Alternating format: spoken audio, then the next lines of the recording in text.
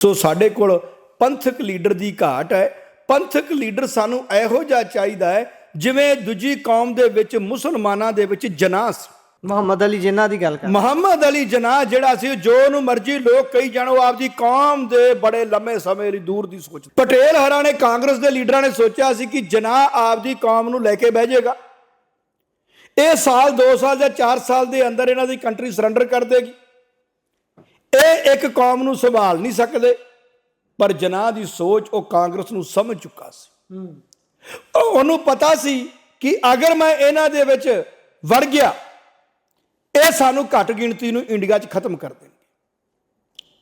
ਤਾਂ ਬੜਾ ਕੁਝ ਉਹਦੇ ਖਿਲਾਫ ਬੋਲਿਆ ਗਿਆ, ਬਹੁਤ ਉਹਨੂੰ ਮਾੜਾ ਵੀ ਬੋਲਿਆ, ਉਹਦੇ ਖਿਲਾਫ ਐਜੀਟੇਸ਼ਨਾਂ ਵੀ ਹੋਈਆਂ। ਪਰ ਉਸ ਬੰਦੇ ਦੇ ਵਾਰੇ ਜਾਈਏ, ਉਸ ਬੰਦੇ ਤੋਂ, ਉਹ ਆਪਦੀ ਕੌਮ ਦੇ ਲਈ ਬੜਾ ਦੂਰ ਅੰਦੇਸ਼ੀ ਲੀਡਰ ਸੀ ਤੇ ਆਪਦੀ ਕੌਮ ਨੂੰ ਸੰਭਾਲ ਕੇ